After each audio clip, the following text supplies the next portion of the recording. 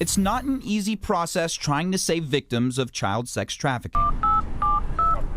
I'm making a call. But what can be more difficult is the road ahead. I wanted to leave. Monica Sutton, or Mo, knows what it's like. While she wasn't trafficked as a kid, she was forced into that life. And then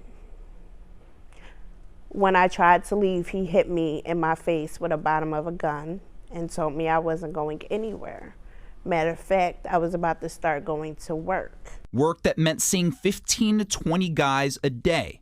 It's a lifestyle that, no matter how difficult, isn't always easy to leave behind. If we get her at 3 o'clock in the morning, I'm not going to leave her until she's in bed. Dr. Renee Morell is the victim specialist for the Baltimore division of the FBI and says trust is a tall hill to climb. That first week or two is labor intensive.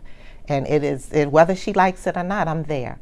Just to make her understand that I'm not going to leave you. Right now, we're at an undisclosed location in Maryland, but one of only 2 places across the state that offers residential services to survivors of child sex trafficking. And those that work here say breaking down that initial wall of trust can be a challenge, oftentimes one that's solved without words.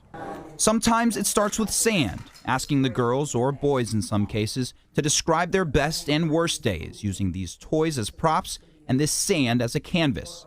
Completed ones show the contrast.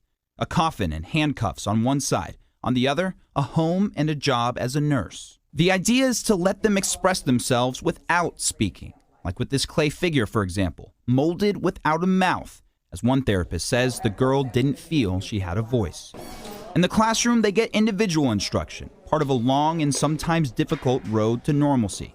And it's not always one they want to travel. How often are you seeing some of the same girls that you just helped back out on the street weeks later? Often.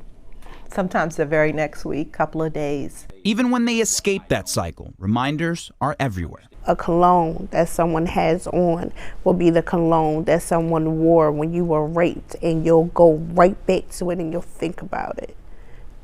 You will never forget. For Mo, it's never forget, but also never falter. You don't have to be a victim.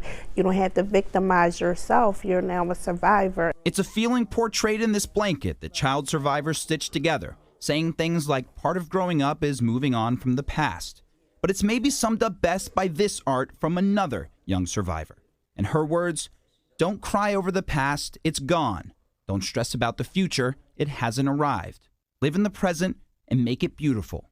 End quote. Beautiful, the only word in color. Omar Jimenez, WBAL-TV 11 News.